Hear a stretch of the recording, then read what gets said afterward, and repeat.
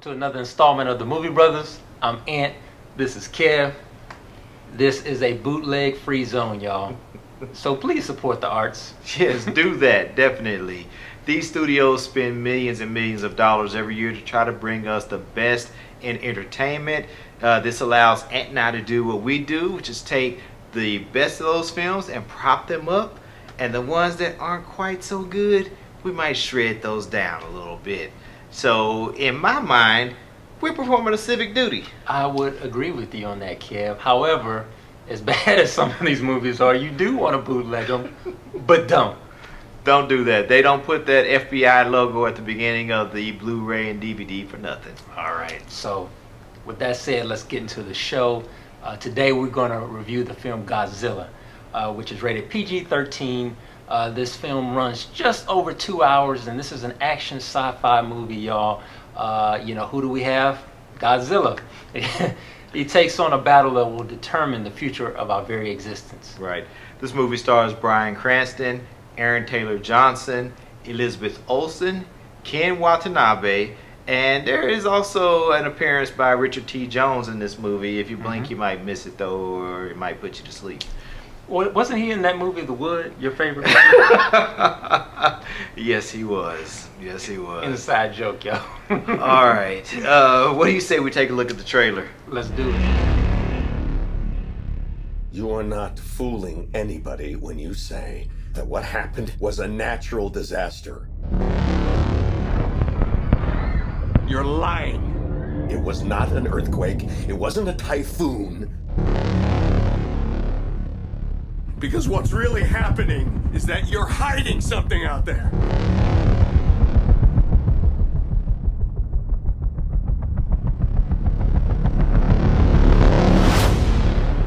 And it is going to send us back to the Stone Age.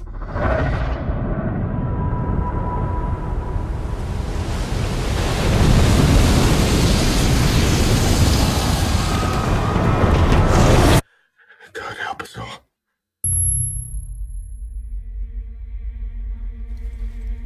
In 1954, we awakened something. Well, there's nuclear tests in the Pacific. Not tests. They were trying to kill it.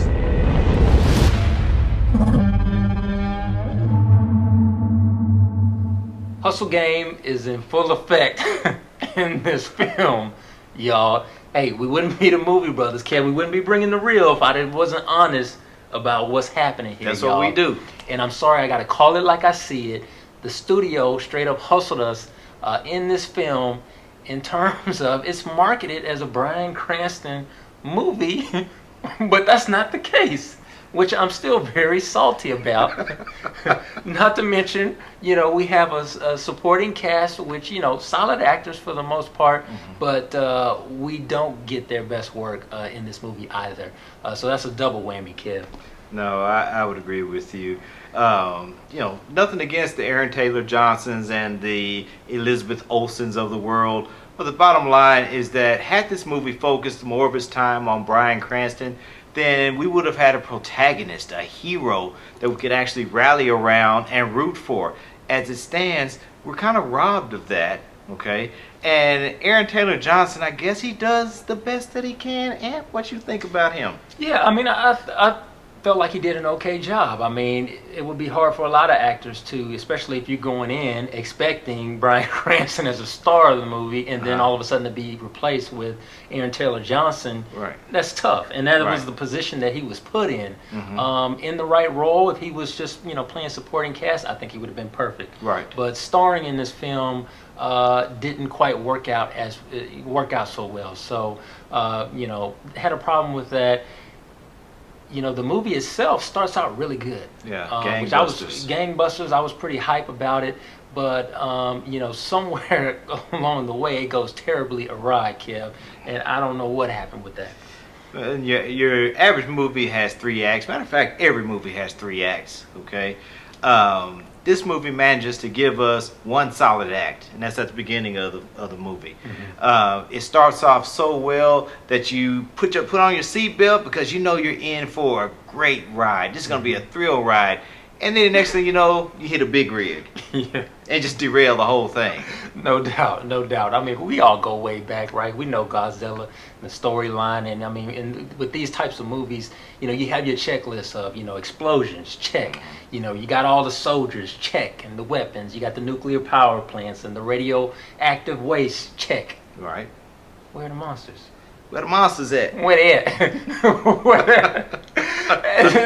And don't get me wrong, I mean, Godzilla is in this movie, as well as other monsters, but it's too little, too late. I mean, to have for a big part of the film, to have a claw here and a monster eye there and a nostril there. I mean, and for the film to be called Godzilla, I got a major problem with that. Yeah, they do a really, really good job of obscuring Godzilla throughout the course of this film. He's either hidden by the ocean because he's swimming. You might see his fins in the water.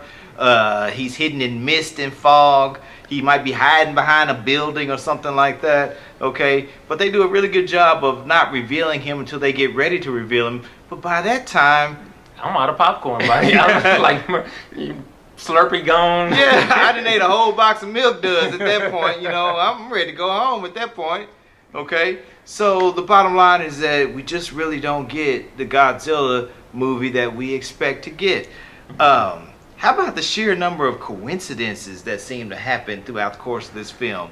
And they all seem to factor or focus around Aaron Taylor Johnson. Yeah. Okay, whenever he needs a plane, here's an airplane for you to get on, Aaron. Mm-hmm. Okay, if you need a train, here's a train. Why don't you go and get on this one? Okay.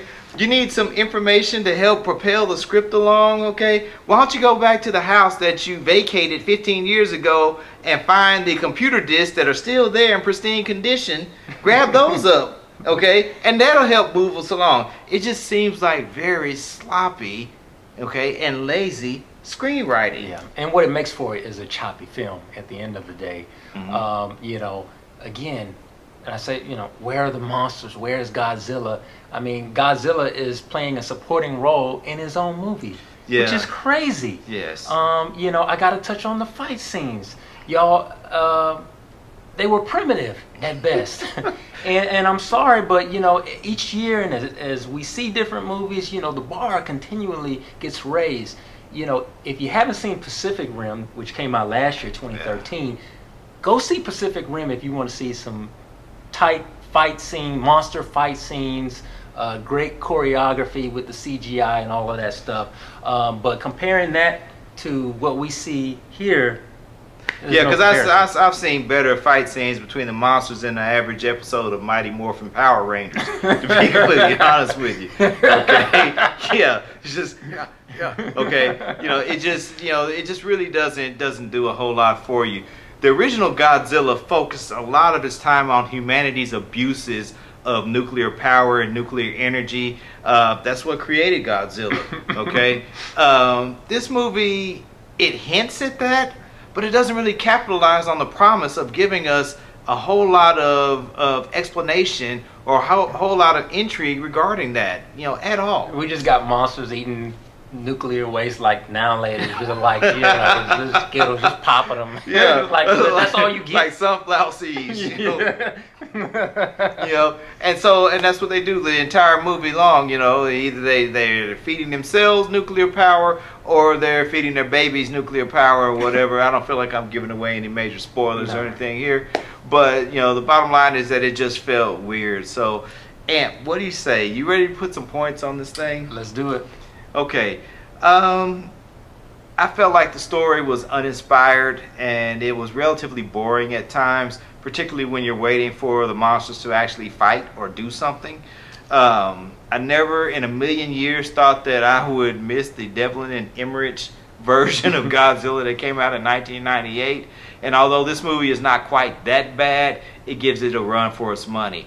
I've got to give this movie a 5 out of 10, Ant. Ouch. Hey, this film for me is average at best. It's funny. I was leaving the theater and there was a guy coming out with me and he was so hyped and dude, man, it was so cool and there's all this stuff and I didn't have the heart to Did you have the horns up? Was it like yeah, I didn't have the heart to dissect and just pop this little balloon, but I was just like, this was just average, you know. So I had to kind of like, yeah, all right, man, all right, take care, bro. Yeah. But it's average, you know. This is a matinee, okay. Right. You know, I'm not as harsh as Kev, but I'm not too far off from it. And you know, I give it a 6 out of 10. I could have maybe given this film more if we would have seen more Godzilla. Yeah. But we just don't get that. So you know. And this is not a date movie. Don't take your girl to go see this, because afterwards you get snunned. Nathan. So, hey, you know, that's what it is. Hey, y'all, we are the one and only Movie Brothers. Except no substitutes. Okay? So, with that said, if you want to like us, Facebook, you can find us at The Movie Brothers. You can subscribe to this channel at what else? The Movie Brothers. Okay. Or you can follow us on Twitter. We'd love for you to do that at The Movie Brothers. All right? And there you have it. We are The Who Movie else? Brothers. The Movie Brothers. All right? I'm Ant. This is Kev. And this is the place where we bring you nothing but the real on the real. Peace.